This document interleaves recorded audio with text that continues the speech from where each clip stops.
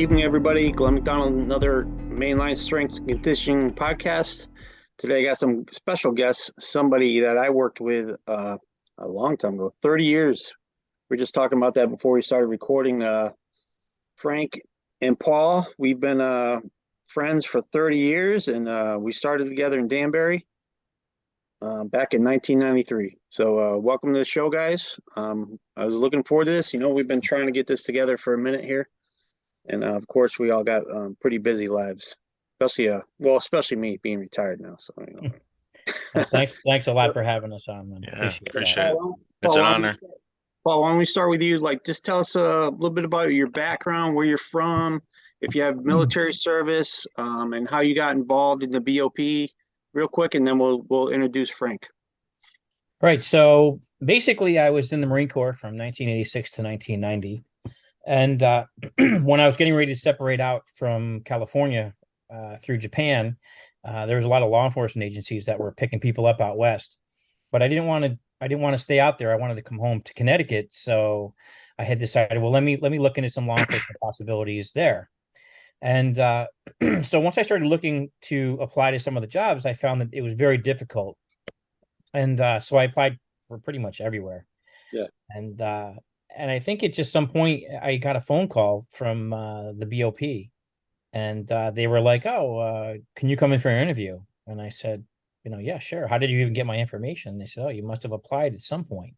Mm. So that's kind of how it went, and I went to apply for the job, and I think I saw you there on the day that I was going in for my interview, I think so. and I didn't know who was what job, so I didn't really. And they told me after the interview it would take about 3 weeks, and literally 3 weeks to the day they called me and offered me the job. So, which was nice because they told me that I said, "Well, how much does the job pay?" And they said, "Oh, it's $4.33 an hour." And I was like, "What? What did you say?" And she said, "No, it's $14.33 an hour." And I was like, "In full benefit?" She's like, "Yeah." And I'm like, "Well, why not?" I'll take it. And that was it. I mean, that was that was kind of how it went. I didn't know anybody. I didn't have any connections Yeah. into the BOP. I never really knew. I knew Danbury was there because I, grew up two towns over, but other than that, I had no clue really what went on over at the Right. prison. How about you, Frank? Yeah, so I served Well, in the U.S. Navy. Frank Brady. I served in the U.S. Navy from I joined in '85 in delayed entry program, and then went active duty February of 1986, and did my boot camp down in Orlando, Florida. That was about 10 years before they closed it, and then from there I went to Meridian, Mississippi for A school. Finished up my A school and then transferred to my ship. I was on the USS Eisenhower. Served on board for 4 years. Stationed out of Norfolk, Virginia. Finished up after 4 years as an E4. Walked off the brow of the ship. Gave it the last salute and walked down the plank and ended up at the reserve center on the same day. Joined the reserves that same day, and 6 weeks later, I took the test for E5 and made first increment and got E5 put on. So, wait 1 second here. My battery's dying, so I'm trying to get it plugged in. And for some reason, it's not lighting up.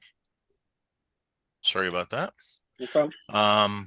So, I wanted to stay plugged into the military. I felt like I still had something to give, but yet, I was ready to get out. My chief kept telling me that I should stay in, that I wouldn't be able to make it in the real world, and that just kind of motivated me to prove him wrong. Yeah, exactly. Good So old Chiefs. good. The funny part is he ended up becoming a warrant officer and stationed at HM 14. And right after I joined the reserves, the reserve hookup, I didn't realize this was going to happen, but through the reserves, I met a Sikorsky rep that worked on station, and he's like, "Hey, we're looking for a storeroom bond storekeeper to run our warehouse here on the Norfolk Naval Base. Are you interested in applying for the job?" And I said, "Heck yeah!" And so they paid me $12.50 an hour plus benefits just to get started, put my foot in the door. It was through a temp service, Um, and that I ended up working that job for about a year and a half. And then from there, I worked for UPS and went to college, and then decided to move back home to Connecticut. At the time, my stepmom was working at the BOP, so she was able to get me an application, Right. and she was working for she was a secretary for the captain. So I filled out the application, and like Paul said, it took about 3 weeks, and next thing they called me up and said, "Hey, come start your job." And like Paul said, I was pretty ecstatic with the money at the time. It was the most I'd been looking at. Um, so it was kind of a no brainer. Yeah, oh yeah, yeah. I For sure. remember when I got out of the Marine Corps, like started did like some bullshit jobs. I think I worked like 3 jobs at one point. I was a line cook in a restaurant, which was like driving me nuts. And I think I was unloading tractor trailers at night, and then I was working like some security job in like Hartford, Connecticut. This the shithole of the world for like $8 an hour or some bullshit like that. And Now, were all three of us hired under VRA? Because I know I was, and I think yeah, Frank was. yeah, I VRA. was. Yeah, Which was funny because when I went in for the job, no one said that anything about VRA. I had no idea what VRA yeah, was. And I think once I got the job, then I was told that I was hired through the VRA process. And I think, like I said, there was a lot of college people there that had applied as well. But we weren't really competing against them. right. Yep. We were just, being interviewed. So I thought that was uh, a pretty neat way to kind of get involved with those folks. And the funny thing is, actually, it's a pretty funny story. When we went out to the initial training that we did upstairs over there in Danbury, I remember sitting down next to Frank and said, our titles and whatnot. And I looked at the wage, and the wage said $14.86 an hour. And during the process, they said, if you lie about something, if you do this or that, right, you could get fired, right, through the investigative Yeah. process. So I raised my hand and I say, hey, I don't, I don't know what to say here, but you says 1486, and I remember you telling me 1433 on the phone. And she says, oh yeah, well, we just got a cost of living raise for 50 cents an hour. She's like, don't you like your new job? I'm like, oh hell yeah, I love my new job. I remember that. Yeah. I got the same thing because I was I remember I was sitting in some office at my security job, and they're like, "Hey, you got a phone call," and there was I can't remember her name, some HR lady, and she's like, "Hey, are you willing to take the job?" I'm like, "Yes, ma'am." And she's like, "Well, by the way, you just got a pay raise, and you're making, I think it was like 35 or $36,000." I'm like, holy shit, I'm freaking rich. Like, back then that was a lot of money. I thought back Yeah. then, coming out of the Marine Corps, making like dirt poor money, Yeah. living on freaking bologna and cheese. That's about it. Yeah. You I know. was making 11.50 an hour at my job with the display company that I was working with. So it didn't take much to get me To to jump motivate ship you, at yeah, that point. yeah, Yeah, I was ready to go. right, Plus, I really wanted law enforcement anyway, in some capacity.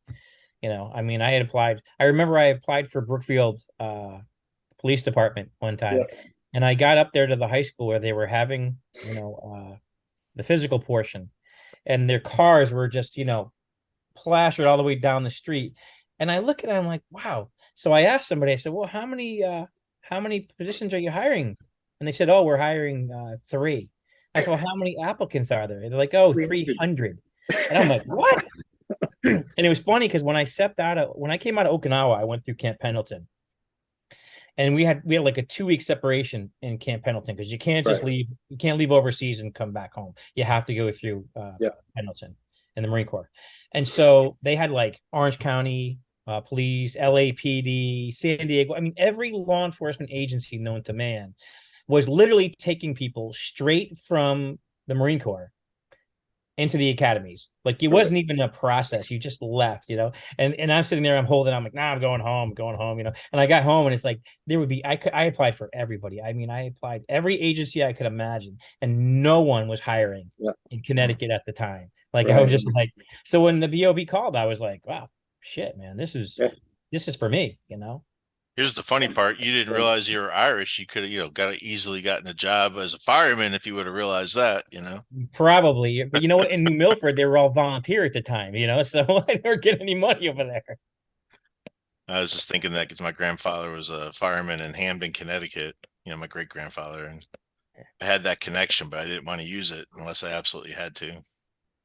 Well, I was lucky. I had a connection through my parents who knew this guy. He was Lieutenant Gary Holmes. You remember Gary Holmes? Oh Yeah. yeah. Yeah, he was a good friend of my parents, and we were at some like pool party or somewhere at his house or his cousin's house or something like that, and he's like, Glenn, what are you doing? And I told him. He's like, oh no, oh no, you're gonna come work for me. I'm like, okay, sounds good to me, because I knew him. I knew him since I was like a little kid, you know, Wow. and That's awesome. I never knew that. No, yeah, I don't and know he either. I'll tell you a funny story about that. In the he got me the application, and back then people don't realize it. We had to actually either handwrite it or you sit on the typewriter. And Yeah. I mean, I wasn't a very good typer. I'm not good one right, not one right now either. And that took forever to fill that damn application out because that application was forever, forever. And then when I went over to custody, Gary was still there just before he retired, and I remember calling him one night. I was like, hey Gary, it's Glenn. I'm not gonna be able to come in tonight. He's like, Glenn, where are you? I said, I'm at my house. He's like, you're full of shit. He's like, I'm gonna come get your ass. You better get your ass to work. You know who I'm gonna call. I'm like, yeah, all right, I'm on my way. He's a good dude, man. I like that guy. Good. Both of you guys went to custody before you transferred, right? Yeah. I did. No, I went from cook foreman, then I went to Florence, and then I came back, and for like a couple weeks I was in food service. Then I went over to custody. Oh, okay. Yeah, in like '95, I think it was. Oh, okay. Yeah, Yeah, I transferred into custody in Miami. I wouldn't. I went straight from my commissary and warehouse job because to you worked in the custody. warehouse first, right? I worked outside warehouse, laundry, and commissary, as did Frank. Okay. And Oh, then that's right. Yeah. That's right. That's right, right. and then I went to and when I transferred to Miami, I transferred into custody. You went to custody. Yeah. Right. How'd you like that the difference? Like the totally different world, wasn't it? So coming into Miami when I got there originally, it was I liked the people. Everything was great. It was extremely hot. I had a hard time kind of acclimating to the uniform and being out Yeah. there in the heat.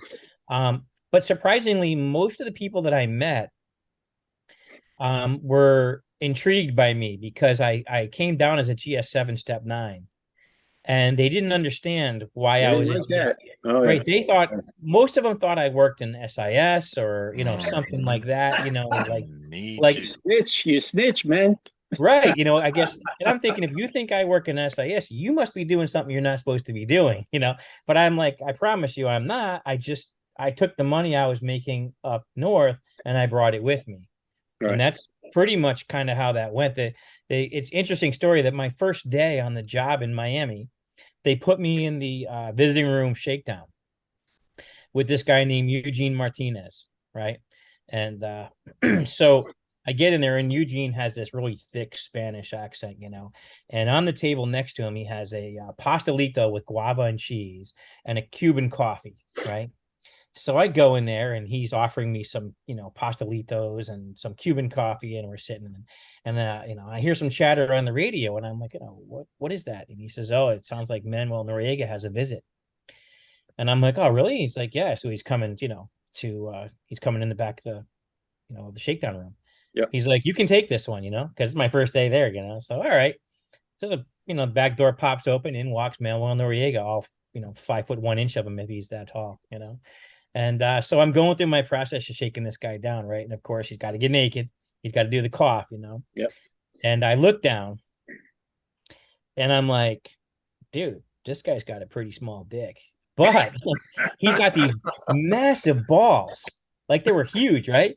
And to myself, as I'm thinking, I'm like, damn, man, you must have to have big balls to run a country. I'm like, I'm You got chuckling it. to myself on my first day on the job, and I'm shaking down Manuel Noriega as he's going out too. While Eugene and Frank knows Eugene, he's got his Cuban coffee and his pastelito, and he's sitting back in the chair watching me do my thing, for my first day. So that was quite the experience, and Yeah, I'm kind of grateful for it because I don't think they could have put me anywhere, I guess, but they put me there. So right.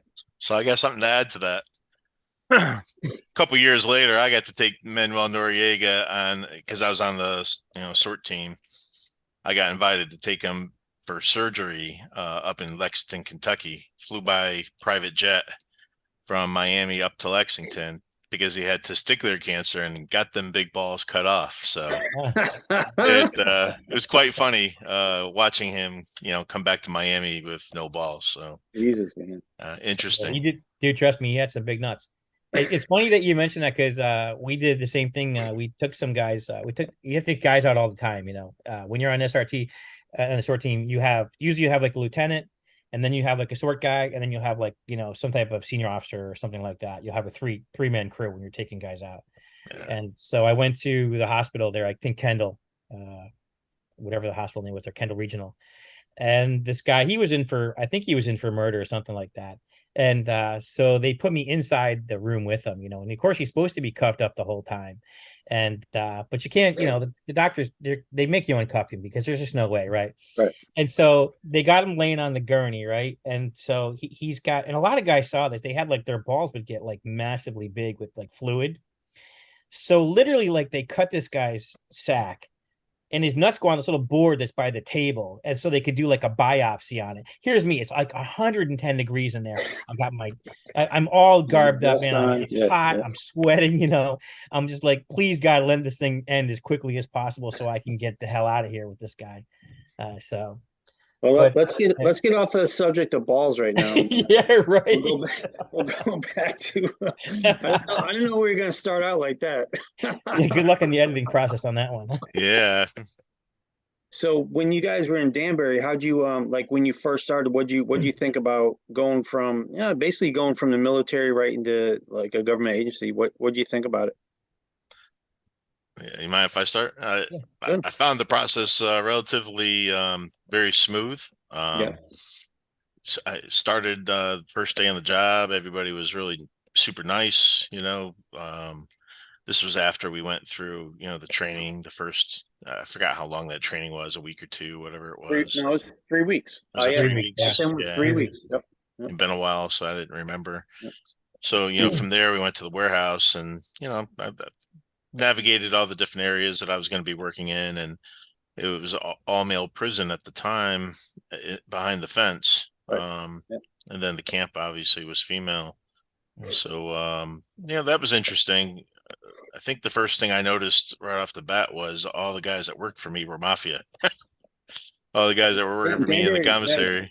Danbury was just like total white collar crime. A lot of guys, a lot of mafiosos from New York and New Jersey. Yeah. Because I working in the chow hall. I mean, shit, man, we're getting fat over there. Those guys, Prince Spaghetti Night was a big night over there, and those guys would throw down. I mean, All right. hey, what do you need? He's like, oh, I need this, this, and this. I'm like, you got it. And Yeah. them guys would cook their asses off. Yeah. Yep. We never had any problems with them. No. They were pretty cool. They Yep. just came to work, did their job, and sure they stole from us on occasion, and we Right. tried to catch them. But as far as making that transition, I think I had it easier than most veterans. I had so many other friends that were getting out and that were struggling and that were homeless and trying to make ends meet. And I remember when I got out of the Navy, the biggest thing was my parents wanted me to come back home. And at first I was all for it. I told them, yeah, I'm going to come back home. But then I realized that meant going back to living at my parents' house. That meant Right. taking the same job I left. And I was like, I can't do that. I just can't do that. What was the point of me serving my country for these 4 years of Right. active duty Yeah. to go back to the exact same thing? So I was homeless for the first week or two. I slept out of my car, and then I managed to, land a job and Stayed at a girlfriend's house for a little bit. Her parents let me stay there for a few days, and then I got my own apartment. But that transition to the Bureau of Prisons was 3 years after I got out. I got out in February of 90, and I didn't transfer to the Bureau of Prisons until October 93. of 93. Yeah. Right. So, and I had moved back to Connecticut in August of 93. So, the good news was I was used to Connecticut. Connecticut is where I grew up. I felt comfortable there. I had friends. And like I said, when I got to the prison, I was very surprised at how welcoming all the staff were. There's some pretty phenomenal staff there that I'm still friends with today. Right. And Yep. I'm thankful for that, Oh yeah, I mean back then, man, people were. I mean, you all know that it's just a different culture, different world, man. It's totally different. People worked, you know. Nowadays, I mean, you guys, we'll talk about that when you guys left, but man, nowadays, woo, when I retired, yeah, you wouldn't have liked it too much. Yeah, Well, Danbury was a kind of a home base, because we grew up Yeah, there. right, And a lot of the people that worked there were people that we knew or knew of or knew family members of. You yeah, didn't really there wasn't a chance that you probably wouldn't know, like a guy like Bob Schroeder who was in the laundry. Well, I knew him, when because he lived in New Milford. He was on the volunteer fire department. So there was folks that I knew and friends of. So when I went to Miami, Miami's such a big city. You didn't have that type that of, connection, I don't want to right, use the word camaraderie, but I think I'd like to say at least it felt different. I think Danbury to me felt very non-law enforcement, if you could kind of relate to that comment, right? yeah, yeah, yeah, Whereas Miami, on the other hand, felt all law enforcement, because you could pretty much, circle and do the things you wanted to do, like sort and, some of like the firearms instructor stuff and a lot of the other things that you maybe didn't have an opportunity to up in Danbury, because Danbury was really a very close knit community of people. So you weren't going to get, you know, to get into some of those positions that maybe they were kind of closed down to people who were in there forever, like a right, Bill Patzing or something like that, who he wasn't leaving anytime soon, type of right, thing. right, yeah, And they didn't have a SWAT team at the time up there in Danbury. So, right. I didn't even know what that was until I got to Miami. And I saw the guys running around in black and I was like, oh my God, what is this?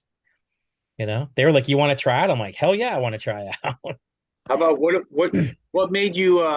Because you both leave at the same time? I don't recall. I left before Frank. Okay, Yeah, I left what before. made you leave? So what made me leave? So what happened was my parents, my dad was working for a company for a number of years. I ended up having a aneurysm in his Okay, heart.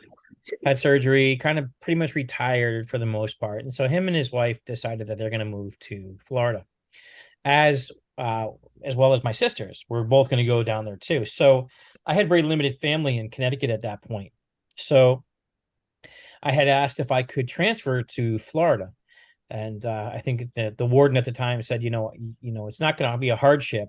So you're going to have to pick a couple places, and you'll have to pick two places. And I really wanted to go to Coleman, because Coleman just outside of Ocala, which would have been in about an hour, a little over an hour to my parents' house where they were moving to in St. Pete. and But I also had to, that was a right. brand new facility at the time too. So It was right. was. yeah, That's right. It was. And And Janice Killian became the director over all of those prisons for a period of time. yeah. right. And so I picked Miami as well because I had to pick it as a second choice. And when I got the phone call, the warden had said, "Hey, hey, you're getting transferred." He's like, "Where do you think you're going?" I'm like, "Coleman," and he's like, "No, Miami." No And sucker. yeah, that's what it was, dude. So I was like, all right, whatever. I looked on the map, and it was probably about 3.5 hours from Miami to my parents in St. Pete. So I figured, all right, let's do that. And that's really how the whole transfer went. I mean, it's if my parents didn't move to Florida, I probably wouldn't have looked to transfer out of Danbury. I would have stayed there. Yeah, I'd stayed there till I finished, really. yeah, I right, had no right, reason to leave, you know. right. How So about you, Frank? Yeah, mine was a little more complicated. Um, So I'd gotten into working in custody. Really, was I hit the floor pounding, doing what I needed to do to learn every position. Was asking a lot of questions. Really enjoyed the different areas that I got to experience, and throwing keys and being able to work in the housing units. I kind of latched on to working in SEG there in Danbury, with with our friend that works there at the West Palm Beach VA now, Stack. Me and Oh yeah, yeah. Stack and I used to work together a lot. And Actually, Stacks in he's in South Carolina now. oh, is he? Yeah. Oh, that's good to know. Yep. But yeah, I really enjoyed working with him under Lieutenant Brown? Yep. Malcolm. And Yeah. Yep. Malcolm, yep, Yeah, Malcolm Brown. That's right. and had a great time. You know, I just Mm. that was just where I felt the most comfortable. And even when I transferred down to Miami, I did the same thing. I started out, you know, trying to work in the SEG unit, and then moved myself around a little bit. What made you leave Danbury though? So the reason why I left was two two reasons. I regrettably had a bad experience with our former boss at the warehouse, which led to you know, an investigation. And that's why I wanted to distance myself from him and came over to custody. Right. And two, Paul called me up and said, "Hey, the captain's still looking for some more sort team members." And what Paul didn't realize was my wife, when she was pregnant, I ended up gaining all the sympathy weight, and I didn't tell him that. And so when I got down to Miami, the captain was like, "Man, what the hell What did you happened? bring down here? You know, this guy ain't ready to be on the sort team." And you know, but one of the other, Akers, Captain yeah, Akers. Akers, yeah. But one of the other funny things about that is that my dad was moving down to Orlando, so I had a very similar situation where my dad decided to move to Florida. Right. My his sister was moving down to Florida, so I was like, "Well, you know, all my family's that's important to me is leaving. I really don't have any reason to stay up here." Uh-huh. One of my best friends just moved to Florida. I think you had just come back from Florence around that Yeah, time I think frame, so. Yeah. Yeah. Yep. and I just made the decision that I wanted to give it a shot. And you know, it meant getting back in shape and working out and doing the things I needed to do. And when I got down to Miami, everybody was great. I enjoyed working down there. I had very few issues um, with staff. I felt like everybody, you know, was there to support you. Met some really incredible people in Miami, truthfully, and became really good friends with them. And some have passed on over the years, Mhm. but still friends with quite a few people from there. And I get invited to go down for their get-togethers, you know, whenever they Right. try to get everybody together all at once. So that's nice that I get those invites. I haven't been able to make it down there yet, but I plan to. Yeah, the Um, last couple of years they haven't been doing much, but I know before that, yeah, they were every year like clockwork. They were having a get together, yeah, which was kind of nice too. I liked, yeah, same thing. I liked a lot of the people that worked there. Oh, that's yeah, good. Good. yeah. So it was a cool, you know, it was a cool transition. I being able to go down there, and Lieutenant Freehill had transferred down there before me. Right. I transferred a year after Paul, and 6 months after Paul left, Freehill transferred down there. So I already knew two people. Yeah. Um, so that, you know, that was helpful. And I think Freehill was there when I was there. Oh, was he? Yeah, he was. Okay. Was Yeah. that the is that the guy that got didn't he like pass out and he's like floating around in the water or something like that? Yeah, they Some had to get Yeah. the like Coast that? Guard to find him. He was Yeah. on an inner tube. Yep. Yeah. Jesus, man. That's Yeah. crazy. I don't think he worked. Yeah, I don't know how long he made it. I don't think he retired from the BOP. Yeah, nobody seems to Oh, want really? to He talk just about No, it kind of I don't disappeared? think he Oh, yeah? did. No, because I I've think there's some asked. issues. Yeah. Yeah. Yeah. Some issues better left unsaid, but yeah, I think there was some issues going on there. Yeah. He was a funny dude. Oh, Yeah, he he was was. funny I guy. remember him. Yeah. Yeah, Yeah, he's he was very a funny dude. Yeah, he was good. He was good people. What about what'd you guys see as far as like from compared to Danbury to Miami as far as like any incidents, you know, involving inmates? I mean, Danbury was like I don't even remember when it was the mail facility, even having like body alarms or anything, like really nothing. I don't really Yeah. remember Yeah. anything. So Miami was definitely a different animal than Danbury. Right. Yeah. But a lot of the guys, and Frank will attest to this too, a lot of the guys in Miami were from Miami. And so the deal in Miami was if you mess up in Miami, we're going to send you somewhere far away. And so a lot of the guys, it was a lot of petty stuff going on there. Not a lot of, I'm sure there's a lot of stuff we didn't see because, they kept it from us. But most of the folks that I saw there were doing petty things, you know, uh, hooch, stealing food, Yeah. just Yeah. stupid things that were kind of going on. But I know a lot of people there were, I think they feared the idea of having to leave because their family was so close. I mean, the visiting room, and Frank and I worked visiting room many times, and that place was packed. I don't care if you were Always in that. the camp, Yeah. you were Yeah. inside. I mean, go to FCI Danbury's visiting room when we were female, and you could hear a pin drop for the three people that were in there. Go to Miami's visiting room, camp or inside, and dude, it was standing room only just to get Yeah. in. And Right. so I think that a lot of people there, did not want that kind of problem. And so you get a lot of people that would talk a lot of, garbage at you, but at the end of the day, it didn't go much farther than that because, Hmm. they didn't want to get shipped out of there. Yeah. Yeah. What about you, Frank? Yeah. I know of at least 2 or 3 guys that went on that bus tour, and it was kind of fun to see them come back after about 12 months, and they would be totally different. So, Got a uh, little diesel therapy. Went out. yeah, one of them was Patterson, man. That guy used to drive me crazy, but he was a knucklehead. And he was a big guy. He was much. I'm almost 6'2", and he was well every bit of 6'5". Yeah. Uh-huh. And It's funny he's you had a problem with Patterson because I never had issues with Patterson. I had issues with Putman. yeah, yeah, yeah, yeah. I remember That Putman. guy used to drive me freaking bonkers, And dude. see, I never had a problem with Putman. Yeah, So, Putman was a pain in the but ass. Patterson would always try to come in a Gator unit, and I'd be like, "Nope, Yeah. you're not coming in." And he's like, "I'm walking by you," and I'm like, "No, you're not." And every time he would try to come by me, I would end up taking him down to the ground and hit my body alarm. So It yeah, was I the best agree. business.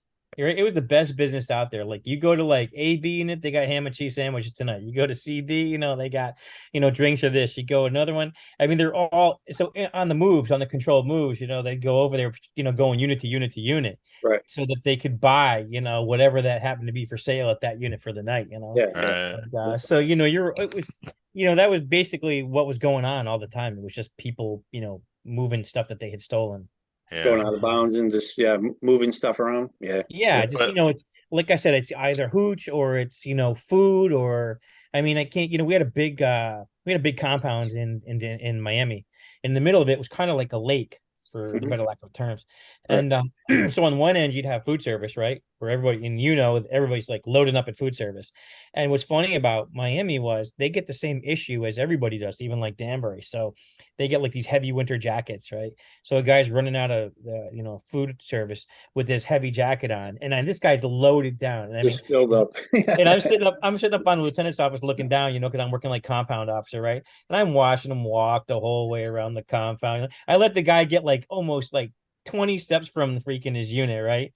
Just when he's going, I'm like, and I call the unit officer and send him back at me. I see him raising his hands all mad and stuff, having to come back over and walk to me, and I just be like, hey, look, man, we'll play the honesty game here. If you tell me everything you're toting right now, I'm gonna let you go. But if you lie about anything, I'm taking you to the hole. That's what he's like. Oh, I got like boss. I got tomatoes in my in my shoes. I got cucumbers. I got fish. They have like someone that's got this big garb on the head. You got food under there. And he's loaded down with stuff. And you're just like, are you lying to me? I feel like you got something else. Oh yeah, yeah, yeah. Man, I got some like turkey over here too. I'm like, all right, man. Because once it left food service, I couldn't see throwing away food. That people got. I knew they were running businesses, but I'd rather do that and catch a guy for lying versus a guy that's bringing food back to his unit. So Right. I was just gonna say that the difference between the two facilities that I felt was the big difference was there was a lot of uh employee investigations that I felt like were happening Hmm. at Danbury, and it was newer staff. It wasn't established staff that was Well, there when I that's when first started. we switched over to females. Right. Yes, Yeah. Oh yeah. Yeah. Right. Yeah. yes. Yep. And so, you never kind of knew who to trust, who was under the watchful eye. Right. Always felt like I was just going to stick with you and Paul, and not really, So when Paul left and you had left for Florence for that time frame, it made things a little lonely because I wasn't really sure out of the new staff who I can trust. Right. And then come to find out, many of them were under investigation under this one umbrella of a situation that happened. And in any case, I just noticed when I got down to Miami that there was still a couple of, SIS still had the watchful eye on certain staff. But for the most part, it was kind of small stuff. I don't remember anything being big. I mean, there You was know? like, Emil, I heard Emil had committed suicide, and I knew about that, but you're right. And the females in Danbury, I think, I'm empathetic because, we worked with so closely with them, and I can see how they I don't want to use the word manipulate. I think that's kind of a staff thing, like, oh, you're trying to be manipulated. But I think, through your daily contact with them, you establish a relationship with them that's maybe, a bit more dynamic than you would with the men, because they are females. Yeah. And so I can see how some of these male staff were get in trouble in Danbury for all Yeah. kinds of reasons. Um, so that wasn't, and like I said, that had no bearing for me leaving. I didn't really think about it too much. I knew what was going on. I could feel it. I could see it every day at work. But you're right, Miami, you didn't have that. You had like these, macho, machismo guys there, and that, they're all trying to walk around like tough guys everywhere they went. So you just dealt with them differently. You talked to them differently. You Man. conducted yourself differently.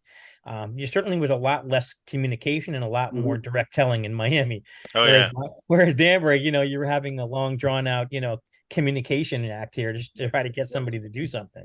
Well, I'll say this, Glenn. The first day that I got to Miami, I did a shakedown in the weight area of the compound over where the basketball court was, and I found a knife. I called it a mini sword that had to be at least that big. Yeah. And I dropped it on the lieutenant's desk in the lieutenant's office, and he's like, "What's that?" And I just had, and then he looked at me and said, "Why are you grinning?" Because I was grinning ear to ear. And I said, "Man, I'm back with the guys. Thank you for bringing me down here. I'm not finding dildos anymore. I'm finding knives. It's Right. great. So thank you." Right. I'm So not. I'm not watching. I'm not working in the laundry with a girl that's 180 pounds telling me she's a size 5. And wants like you know, it's just crazy shit there. Where you're Yeah, having man. to deal Yeah. with this, stupidity every day. yeah, I mean, Like, It in was. Yeah. Danbury in the laundry, I had a the Spanish lady from Colombia who, for an inmate, she was pretty hot. And all of a sudden, I look up and she's laying across my desk. And I'm like, "What the fuck are you doing? Get the fuck off my desk." But in Miami, I never had that problem. no, So they were doing they that shit. avoided me like the plague. So And surprisingly, what I found out, especially in Miami, like when you're when you're trying to talk to people, I noticed that people within your own ethnicities would not talk to you. Like, dude, white guys, they wouldn't give me the time of day, man. Like a couple would talk, but a lot of like the AB guys and stuff like that, they were not going to talk to me. There was Right. no way, Oh yeah, yeah, When yeah. it came to yeah, snitching or giving up information, you might as well forget it. They were not going to be anywhere near me. Hmm. yeah, So, and that was something that, different from Danbury as well, because you didn't really have those type of gang dynamics that you did like in Miami, where yeah, Right. you knew, and you knew who the unit bosses were. You kind of knew what was going on, and they were taking care of it. You were there, but they were taking care of it. Hmm.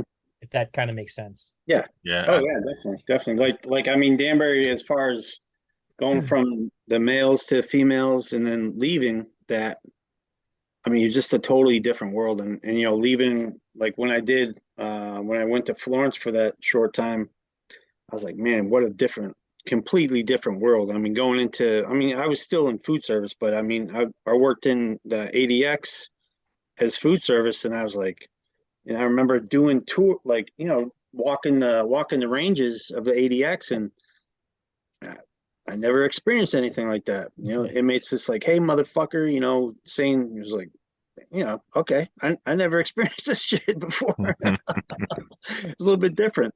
I mean, it didn't bother me, but I was like, oh, this is what it's supposed to be like right Yeah.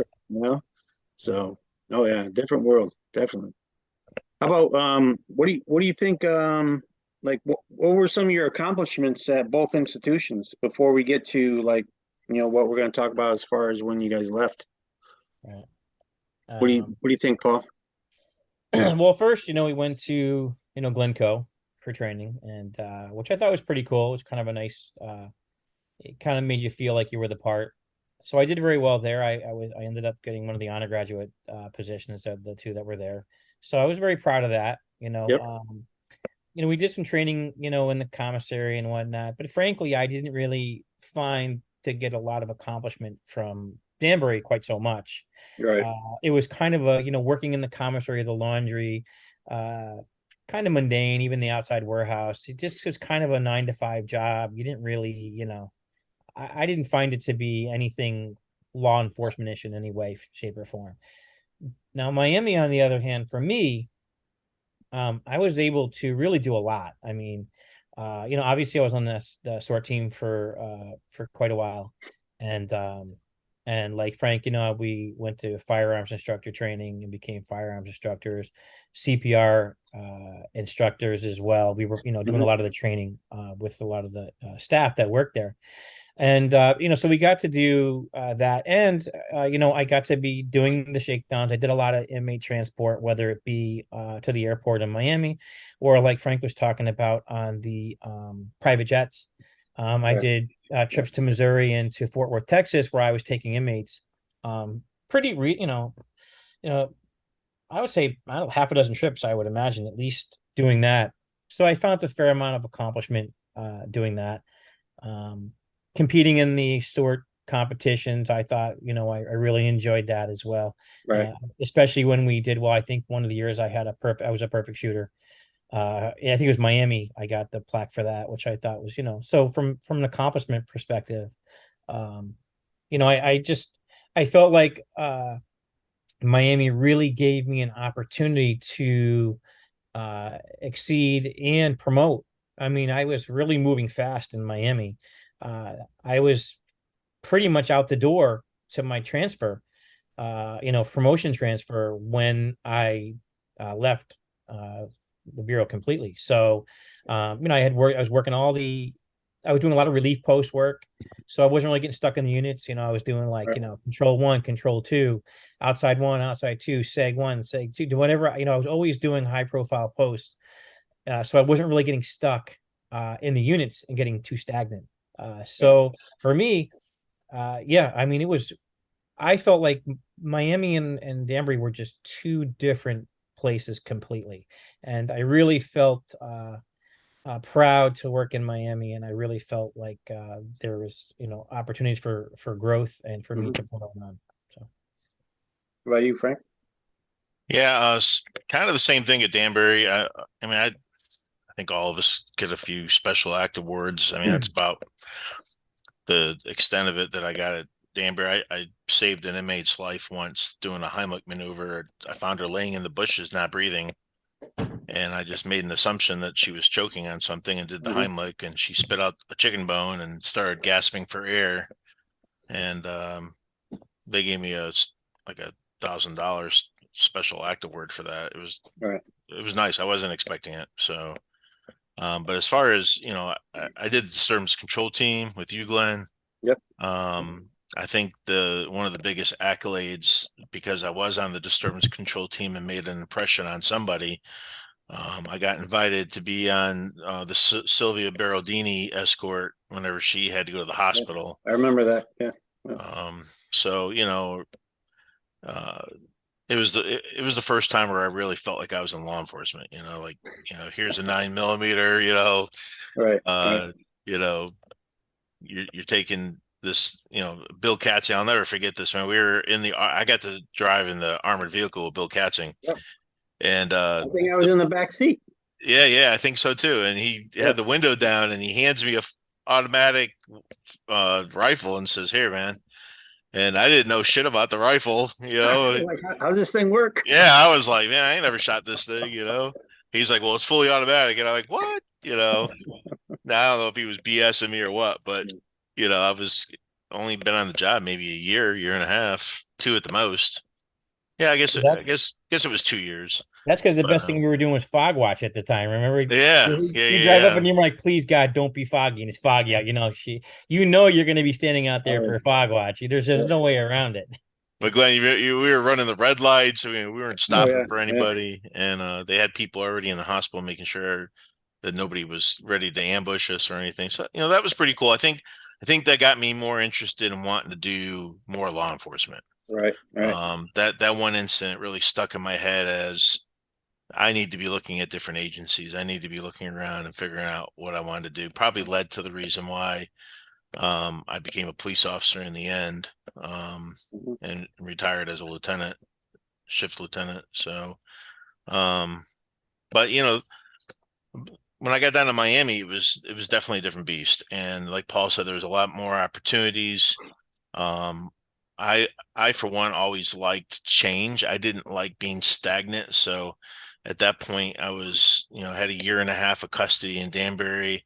I put Mhm. another 2 years of custody or year and a half of custody in Miami, and I applied for a job in receiving a discharge and picked up my GS-8 and transferred over there, and worked with some really good people over there Right. and learned a lot.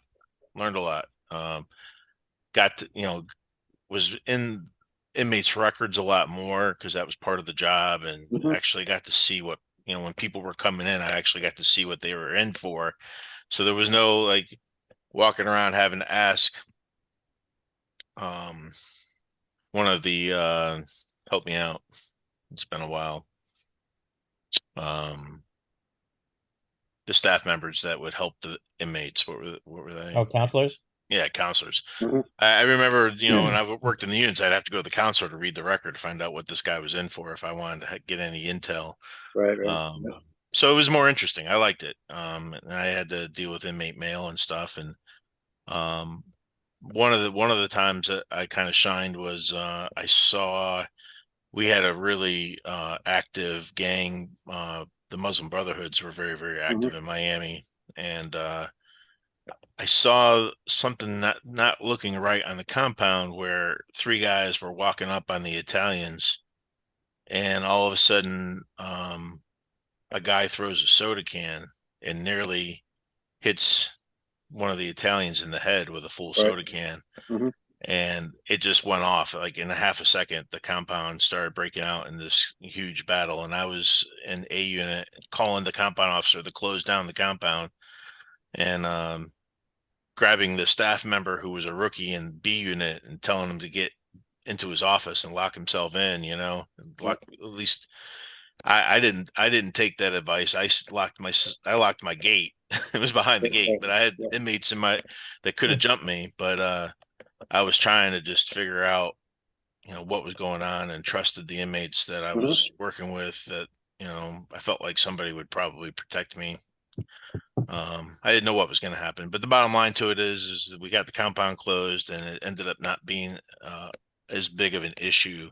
It was the only time that anything like that broke out in Miami that I can remember, Hmm.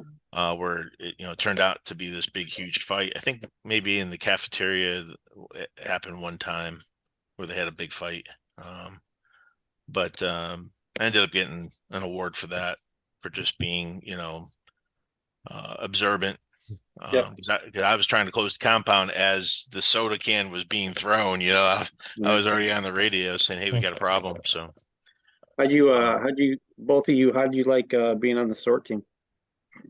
I yeah, loved it. yeah, I Yeah. loved it.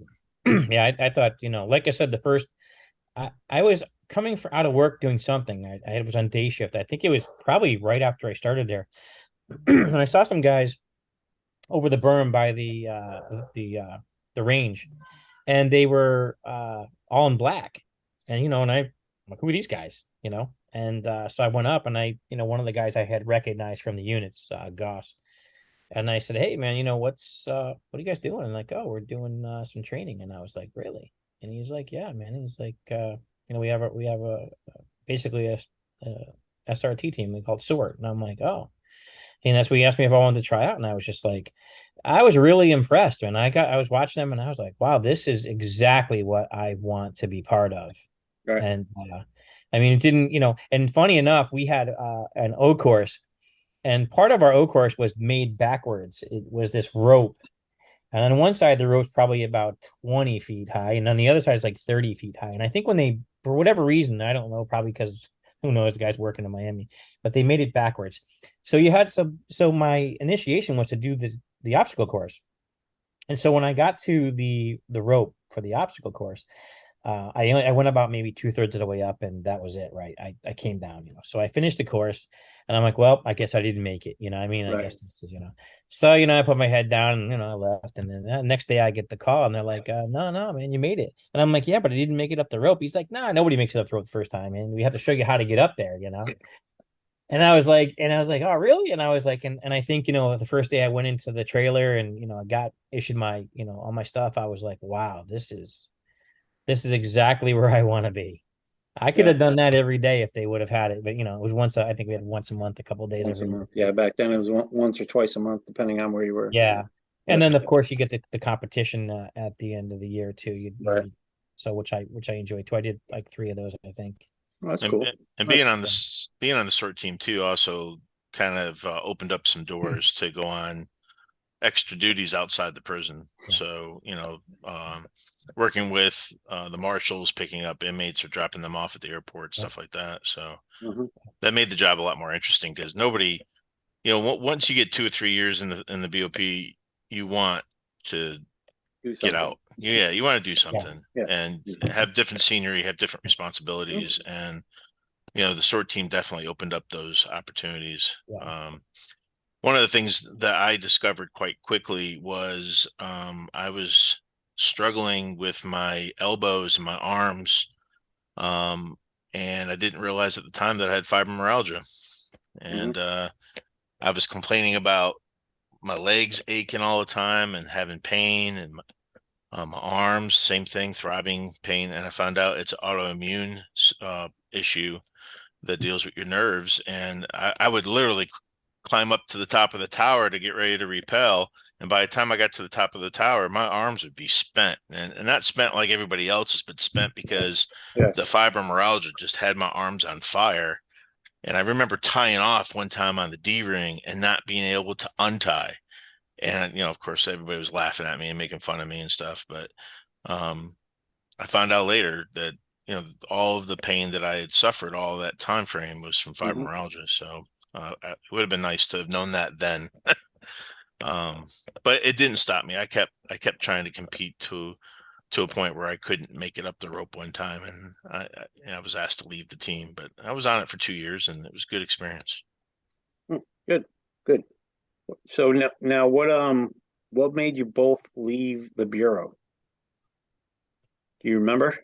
Yeah, I mean, Yeah. I do. I mean, so I was doing, I was a part of the SWORD team, and I was doing all my relief posts, and I had a lot of hours accrued. I could take, time off whenever I wanted to, really, at the time. You could take what was that called, where you family friendly leave? You could do Yeah. FFLA. I FFLA. mean, I Yeah. had more days than I knew what to do with, so Right. it's just taken like kind of a part-time gig. Before I got hired with the Bureau, I worked for a company that sold trade show displays. And when I worked there, I had a boss that I didn't really find too much respect for. And I remember getting a call to do a job in Hartford, Connecticut. And I said, well, I don't really know. We never did that before. And I said, let me ask my boss. And my boss said, oh, I want $500 for that, and I was like, $500, it's going to take me an hour to drive up, an hour to drive back, on basically in my car, Right. 15 minutes to do the job. So at $11.50 an hour, and doing the math, I made about $66, maybe times 2 if I go up and take the booth down. $120. And this guy's charging $500 back in 1992. Wow. Damn. So in the back of my mind, I thought, well, you know what? Maybe, maybe one day. And so being in Florida, I was like, wow, they have a lot of conventions down here. So I reached out to this guy that was out in New York, and I said, hey, if you have anything, I don't mind setting it up for you. I've got pretty easy schedule as far as work goes, and so that's kind of how the job started. And I was doing, maybe like, a few jobs here, a few jobs there, and Hmm. like in the first year. And then the second year, I did a bit more jobs, and my dad kind of got involved. And then shortly after that, Frank came and got on board and helped us out as well. Um, and so it kind of came to a point where I had more work than time off that I could take. And so what happened was so I was doing very well in the bureau. So I had reached out to my captain because I was doing all my paperwork and stuff, my modules for lieutenant. Right. I had all my modules were done, and I was ready to go really at that point. And so the first captain, I probably wouldn't have gotten anything from him, but Captain Clark was, a relatively new captain for us, and he knew my modules were done. And so I said, well, I'm ready for the next level. And he said, well, let me look for you. And he said, oh, I can get you into Brooklyn, New York, into the high rise. Now I knew when he told me that was, and I don't want to use the word insulting, but I knew that Brooklyn didn't have a sort team, right? So why would you send me there? Like if you were trying to hook me up, Hmm. there's all kinds of places around the country you could have sent me, because then I would have gotten in as a 9, been as a 9 sort leader, you know. Then I could have gotten 11 and then got a sort leader there, Right. before. Yep. This is where I wanted to go. That was the progression I wanted. So I knew that once he offered me the Brooklyn job, if I didn't take the Brooklyn job, as long as he was there was no other offers Yeah. coming. Yeah. You might as well Nothing's forget it, coming. right? Yep. Yep. And I had this business on the other side that was, taking up more time than I had to take off. And so I just said, well, can I just let me just do this. Let me take 6 months off, no pay, keep my position, and let's see what happens. And so I took 6 months off with no pay. And I was pretty busy. Like, I was really busy. How And did it how came to the did end of six. Hmm? how did it feel when you like when you going from a comfort of working a steady job in the prison, and then all of a sudden you're just like, oh, you're on your own and doing this job where, Right. because Well, when you the took your money time was off, when you the money took your was time good. when you took your time off, did you like your insurance stopped and everything? Did all that stop? Yeah, when I took the 6 months off, everything stopped money Yeah. wise. Okay. But I was making a really decent amount from doing these jobs. Right. But you're right. When that 6 months came up, I was going to try to take another 6 months. I had called back and I said, hey, look, I'd like to take another 6 months off. And they called me back and they said, I'm sorry, but we're not going to hold your position. I was a GS8 step 10 at that point Oh because wow. I Yeah. I had gotten a quality step increase. I got promoted I got my 8, and then I got a QSI as well. So I was 810. So they're Right. like, we're not going to hold your position any longer. So you either have to decide right now if you want to go ahead and leave completely or come back to work. And that's really how it happened. I was like, well, I guess the money's good, and if I don't take this opportunity, I'll never see what happens from it. I was vested. I knew there was a guy, his name was Daly, I believe. And Daly had left the BOP for like 10 years. And I didn't know him when he was before he left, but I knew when he came back, and he had told me the story about he left and came back. And I was like, you know what? I could do that. Yeah. If You something know, happens, you can fall back on it. Yeah. if something happens, I'll just go ahead and go right Yeah. back to the BOP. No problem, Right. right? And so I had no issues or worries about, being able to come back to the BOP. It was just more of, will I be able to make enough money to survive? And as it turned out, it was pretty lucrative. Right. So it was, kind of, I don't want to say an easy decision because I really liked what I was doing, but there were some politics kind of going on, at that time. Frank probably knows about as well, and being on the SOAR team, and the it kind of got a little racial at times there, and there was some weird politicking going on, if you Hmm. just put it that way. So it's kind of an easy decision for me. It's either leave or or the bureau completely or transfer somewhere else, which I didn't think I'd be happy after I had just uprooted my family 3 years prior to Right. move to Right. Florida, you know? Right. So A lot of that's, forced overtime yeah, there was, yeah, that I was didn't mind kicking the into. overtime. Yeah, I didn't mind the overtime too much. I mean, the money was good, right? So, I mean, hospital overtime was great, it was good. Yeah. I started realizing that I was doing time. Yeah. Yeah, when I was working 6, 7 days a week, I was like, okay, something's got to give. So, Yeah. so for me, it was kind of um, I was getting to a point where I remember being in Glencoe. Let's say this. I remember being in Glencoe and them Hmm. explaining to us, and you guys probably remember this. You were in the same class I was in. Right. Right. They said most people only make it about 8 years. That's pretty much average, 7, 8 years, and then they get burned out and they quit. And I always had that in the back of my head. And at this point, I had 7 years, and I was like, man, I'm at that 7 year point, and I'll have to admit, I'm getting kind of tired of. I feel like I'm always at work. Even though I was working Monday through Friday, in shipping and receiving, um, I was getting called in to work overtime on Saturdays and Sundays. And Oh, because wow. I had the set skill set that a lot of officers didn't have, where they were able to put me in a lot of different positions. And so I would get stuck on a lot of overtime. And Mm. it got to a point where I finally said, there's got to be something better. At the time, I had already been helping Paul, build his business.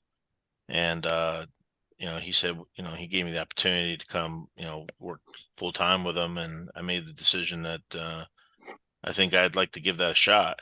And I actually stayed out almost 3 years, 2.5 years before I came back to working for the Veterans Administration, Uh-huh. as a police officer. But it was a pretty easy decision to make. I think to answer your question about what it felt like when I got out, it felt like I had a fire under my ass. You had to work now.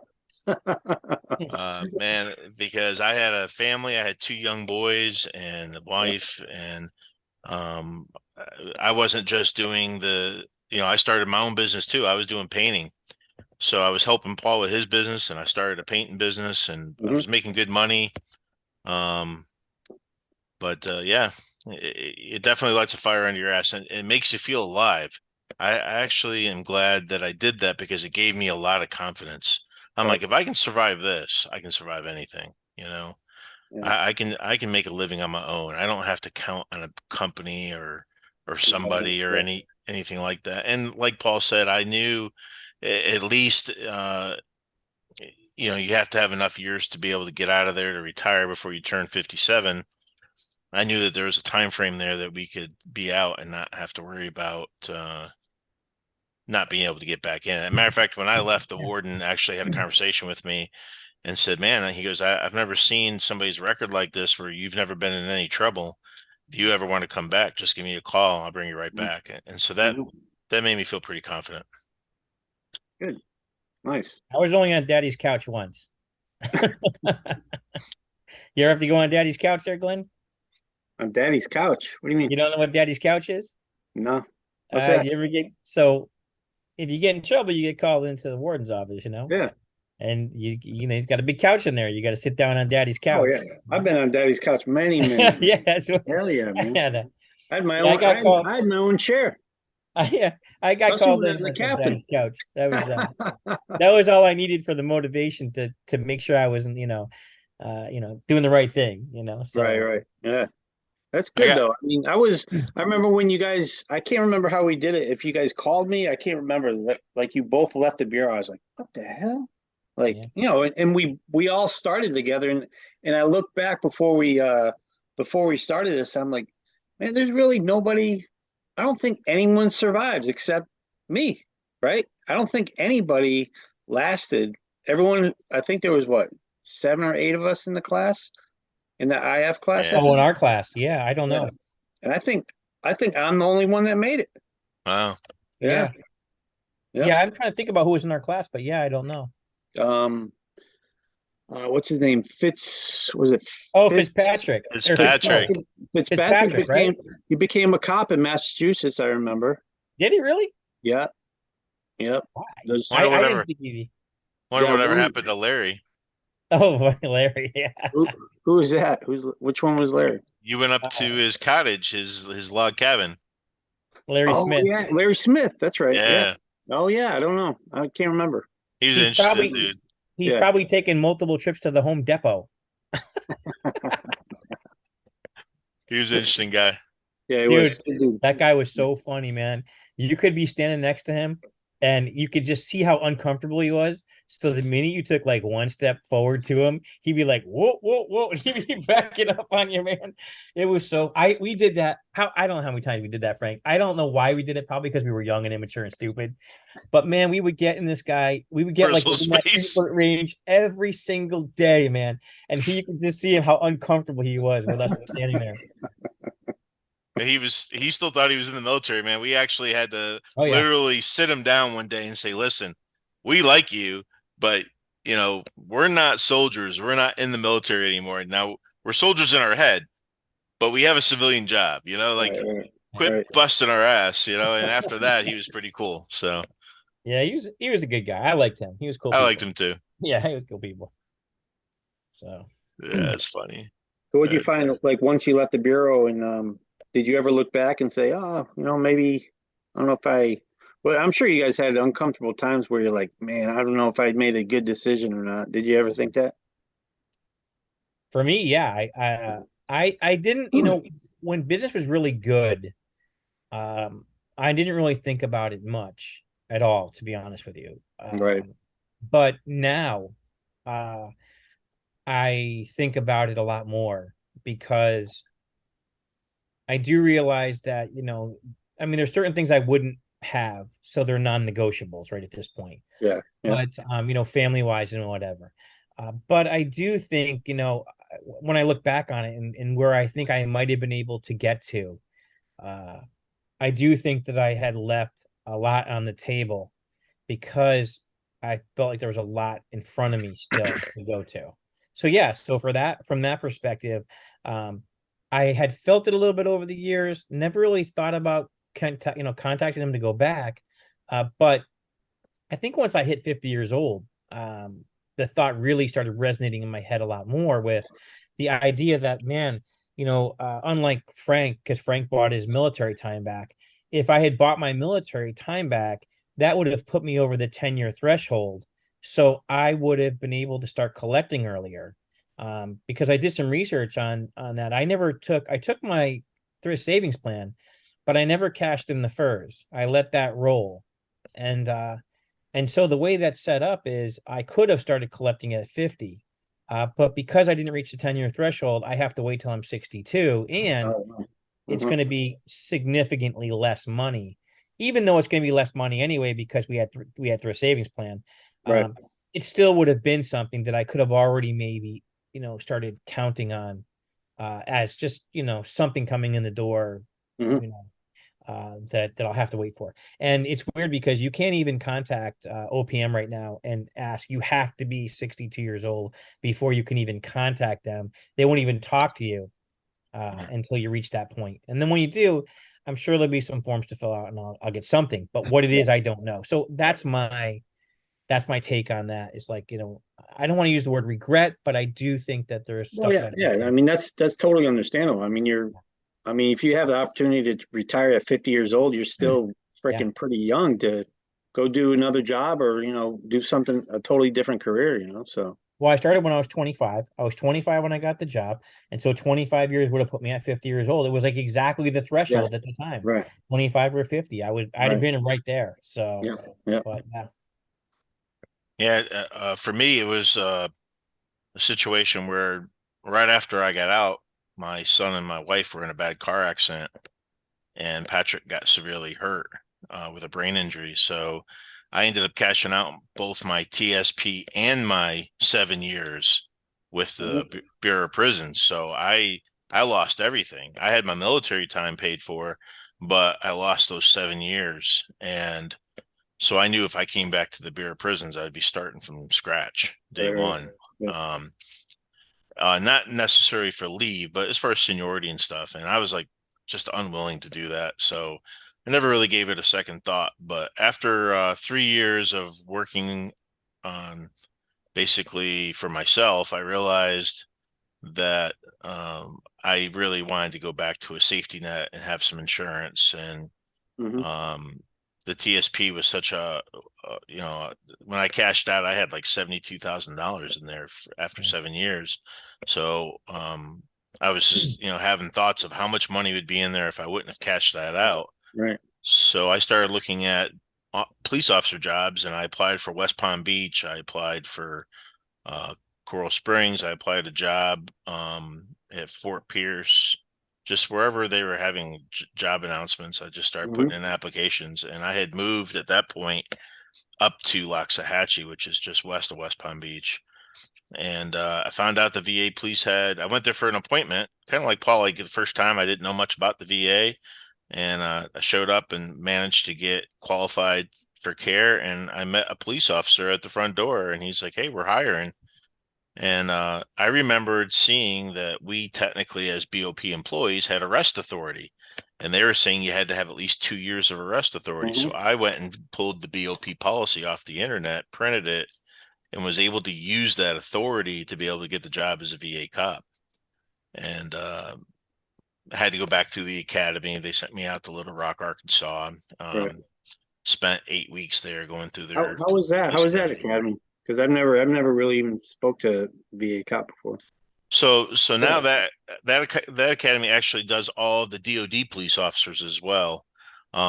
They specifically did not want to send the officers to Glencoe, so they started their own academy. Hmm. And at first it was kind of hanky, but they've come a long ways. But by the time I went through it, it was pretty good. And now it's just as good or is equal, pretty close to being equal with Glencoe at this point. Hmm. Um, and you had to learn how to use PR-24. You had to learn how to use self-defense. They actually taught you a lot more martial arts than the BOP did. Right. um ground ground defense, recovery, everything. um because a lot of these Marines and Army guys, as you guys know, that GDR was pretty much basic training norm for you guys. So you can't be a VA police officer and expect to be able to take on somebody like that knows how to get out of different holds and knows how to put you in a submission hold. So um, I found it very interesting. Because I was a former firearms instructor, it got me plugged in immediately into a lot of extra duties. Even though I was a rookie, I got asked to do a lot of different things. I was in charge of evidence, like almost immediately. Hmm. Everybody called me a sucker, but don't volunteer. But Right. Yeah. I took on any responsibility they wanted to throw my way, and it was a good experience. And I promoted to GS9 out of the police department. I did actually retired out of the police department, and they gave me retirement badge and credentials, Hmm. and continued to work for the VA as an inventory manager. Went back to my. It's so funny. Like a lot of people have only a certain set, of skills to be able to go through life. And I realized that I have a lot of different selling points. So I took inventory management position at the VA, working in the prosthetics department, and I did that Uh-huh. for about 6.5 years. And then I left there and became a GS11 patient advocate. So it was a 9/11 position the first year I was a 9, and then the second year they gave me my 11. So That's great, man. um, That's awesome, man. yeah, so I'm pretty stoked. I'm an 11 step 5. I went from a 9/10 to 11/5, and you What know, you've been what 30? So you're coming up on 30 years of government. Well, no, 30. 'cause you had broken time though too. So I'll have 32 years this June, oh really? Wow, nice, and I nice, retire in July at the age of 56. very So, good. Yeah. and I managed to do very well back on my TSP, even though I cashed out that 70,000 back then. Yeah. I've managed to get over $400,000 in my account. So, I wanted to make sure I was putting 22%, 23% into my TSP all those years from 2002 until now, Mhm. so that I could retire at 56 and not have to worry about my income. So Great, great. All right. So what do you, I know you guys been gone for a long time. How long you been out now since you resigned from the Bureau? What's it Me? been now? Yeah. Oh, it's been about 21 years or so. Jesus. Wow. No kidding. 1999, I think, is when I Uh-huh. just about. I think it's just before 2000. I took my first 6 months. So About the same time for you, Frank? 2001, January 2001. 2001, Mhm. yeah, he was just after me. 22 years. Yeah. What do you guys have any advice for any of the people listening, the newer staff? I mean, it's a totally different world. I mean, you probably, Frank, you might even see it in the VA, some people that work there now. I think I, the culture has changed as far as working, not just for the government, just work all together. So you I guys got work any advice? I work with two former BOP employees at the VA. Oh, do you really? Yeah. Did they leave the Bureau? One retired and one left after 10 years of service and Okay. got the job at the Yeah. VA. You Good, know, Bo. I would tell people, and this was in my timeline, so I can't really say what they're doing these days, but I think that regardless of what people say in the BOP, because you have a lot of what I used to call the eight in the gate guys, they typically would work the overnight shifts uh, as much as possible, and head down walking in, head down walking out, and that was not something I wanted to be. So I think if you did your job and you volunteered for things and you got involved, I think you would probably have a good experience in the BOP. I would, interestingly enough, and people always say when you're on the inside, oh, when I was inside, oh, maybe I want to get a job with the marshals, or maybe I want to get a job with, at that time, customs or border patrol or whatever, right? Yeah. But looking back on it, I think there was a lot of good opportunity that was available. So, yeah, if you're somebody who's young and you're motivated to, for upward mobility, Bureau set up for that. If you're willing to move, and I think that's what they kind of preached to us at the time. If you're willing to move, then upward mobility is going to be available to you. If you live locally and you don't want to move, you're probably not going to get promoted because there's just so few positions to do it that. You'd be surprised nowadays, buddy. I've seen people who've become captains at the same institution they were started at. Right, that's what I'm Wow. saying, and that Yeah, was yeah, completely unheard of. yeah, Back when we started, yeah, we had gone through a couple of different captains and lieutenants. I mean, we had a guy who was a couple of 11 lieutenants, but they had transferred out and transferred back. It wasn't like they had gone all the way through, like Estep, Frank, and Yeah. Jackson, and those guys. They weren't, they didn't stay their whole time there. They had to leave and come back. So and like I said, the captains were the same way. Nobody, that was a rotating door, really. I yeah, mean, these guys weren't yeah. promoting them from within. That's just how captains are. I mean, Yeah. you're not going to stay So, there very long as a captain. So right. And, Uh, you have to get involved. Like I said, for me with Sort, that was my ticket. I knew that Sort was going to get me promoted. There was no doubt in my mind that being on the Sort team, because you're, under the captain's, tutelage there, you're going to get promoted. That's the way it is. You're one of his boys. right, That's the right, way Sort was at that time. And it was very obvious. And if you were in his good graces, you're going to get the call to do something. If you weren't in his good graces, you weren't going to get anything. And if you're a regular officer trying to promote against somebody who's on the SWORD team, you're probably not going to win over on them yeah, that was a because that's fact. his people. Yeah, that's his people. So yeah, we found that out pretty quick. But Yeah. there's so many great people.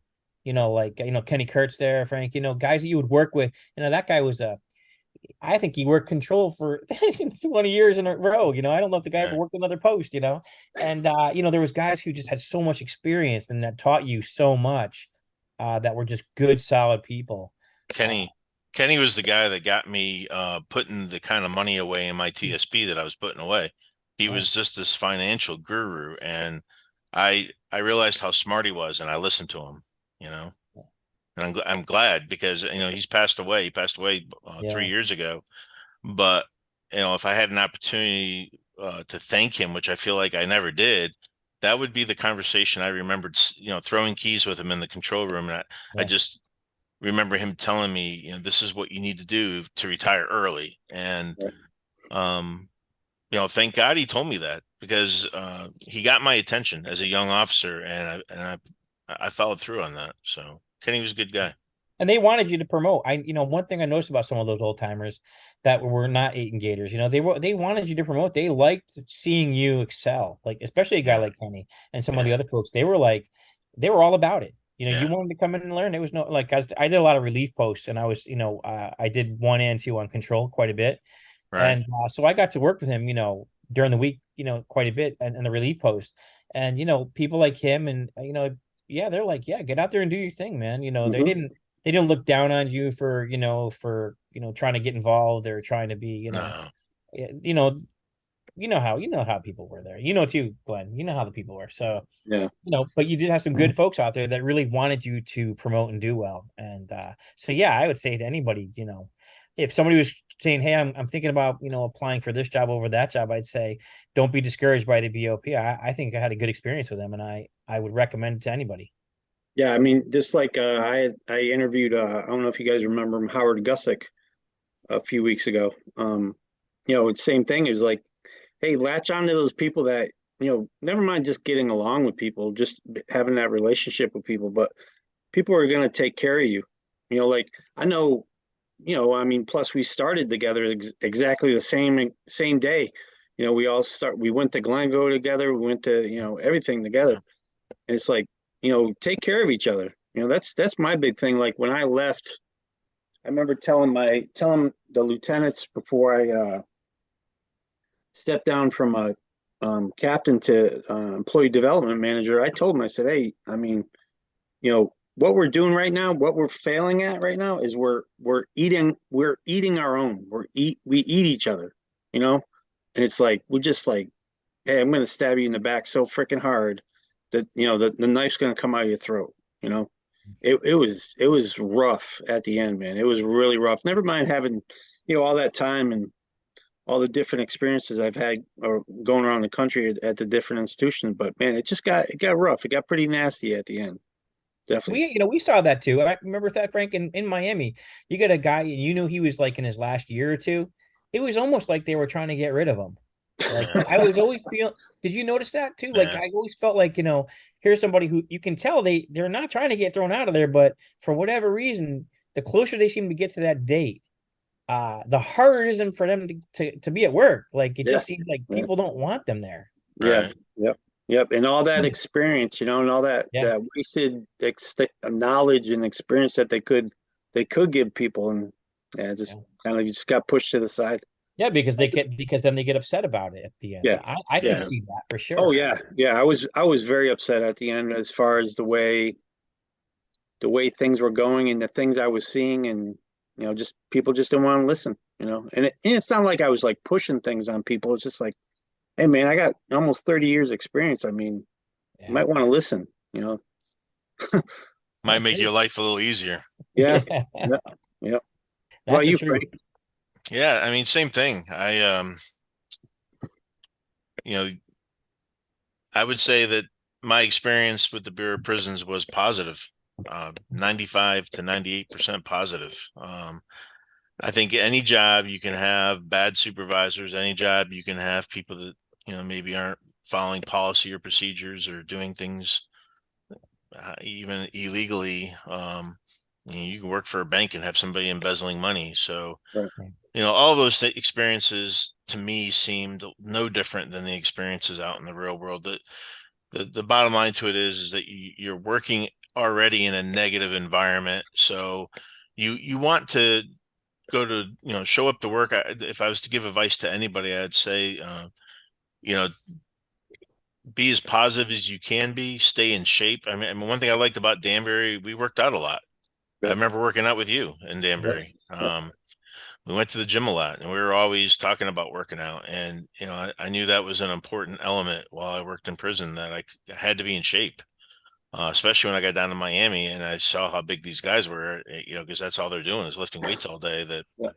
I Yeah. didn't want to be the guy that didn't take care of himself. And, if I was to give any other advice, I'd say that, don't go out of your way to fuck with people, both staff and inmates. Yeah. I feel, one of my things that I did when I was working in the cell blocks, the housing units, was I did my job, but I never went out of my way to fuck with people. I may have, guys that were my problem childs, followed up with them a lot more than other people, but I never made it personal. It was always business. And I used to tell the inmates that. I'm like, this ain't personal, it's business. If you guys don't want me to find your hooch, then you better find a better fucking place to hide it. You know, Right. Right. I know it's fucking Christmas tomorrow, but guess what? I found it. Yeah, you're not drinking. Yeah. Yeah. So it ain't happening. And I think I got a lot of respect for that, man. I can't tell you how many times I went to a Miami Dolphins football game and I'd have somebody running up to me saying, "Hey, Frank, I want you to meet my family." And my friends, who I found out later were in the mafia. I didn't know that. My best friend Chris was married into the mafia, and I didn't know that. So I was going to football games while working for the BOP, with guys that were made guys. Didn't know that. So Thanks, Frank. I yeah, always knew it, man. I always freaking knew it. I I felt like an idiot, and I'll tell you when I figured it out in just a second. But anyways, they would come up, and my friends would be like, "Hey, are we okay?" And I'm like, "Yeah, we're fine." But I had several inmates come up to me that had gotten released, and Paul and I saw several of them in the convention business because they went to work for the unions. Yeah. Yeah. Yeah, Right. and never had a problem. They were always really cool. But the long story short about what I just said a minute ago, uh, the last year I lived in Florida, I was in Chris's uh, uncle's house, uncle by marriage. And I walked into a room, and there, all these Italian guys were smoking cigars and drinking Cavassier, and I just kind of made a joke, being the Irishman that I thought I was, and I was like, "Wow, this is like a scene out of The Sopranos," and I looked like those guys might have kicked my ass. I bet. And Chris pulled me off to the side and said, "Hey, there's two guys in there that are made, and you just disrespected them." And I was like, "Holy shit!" Of course, I was out of the BOP at that point, but yeah, I'd been hanging out with them for a while, didn't even realize it. So Yeah. shit happens, right? Something I want to add to that too, when you talked about, would you tell people, hey, this would be a good place to work or not? Would you endorse it? There's not a lot of thank yous. I don't like to call it thankless, but you're not rescuing somebody's cat. You're dealing with convicted felons, so they don't really say thank you very much. But as we did run into some people that we did know, there was one that Frank and I knew that used to be an A unit that used to find his way into SEG all the time. And when this guy was in SEG, man, he was the loudest mouth in that SEG, man, dude. Every time I would go there, he'd be running his mouth. And so I'm working on a job. It was before Christmas, about 3 weeks before Christmas. And I called the union to get a guy. And who comes walking to my booth? But this guy, right? I'll leave his name out of it. And I look at him and he looks at me. And I'm like, I can't believe this. This guy is actually going to work on my call. So we did a job, right? And 3 weeks later, so it's just before Christmas, I open up my mailbox, and what's in it was a Christmas card from him that said, "Thank you for using me on the job. I really appreciate the business. Thank you so much. Merry Christmas, Happy Holidays to you and your family." And I was like, "Is this the same guy?" I couldn't believe it. The system in itself, where people are in there, you'll find while they're in there, they're different people necessarily than what they are on the outside. Right. And Good so point, yeah. that was probably one of my better feel good stories of that, because usually while I was in, nobody was thanking me for anything. No, And I was never gonna no, thank you. no, not at all. So That's great, Yeah. guys. That's great. yeah. All right. Well, let's stop here and we'll follow up. We'll talk offline and see what's next. All right. Sounds good. good. Really appreciate you guys. It's an honor working with you guys. It was, You you too. know, a Definitely. long time ago, Thank you, guys. but man, hey, I think about it all the time. All right. Yeah, same here. And of Same course, here. we're gonna stay always stay in touch like we always do. All Yeah, right. All right. definitely. Till the end. Till the Yeah, end. man. We'll see you guys. Take All right. care. Take care. All right. Later.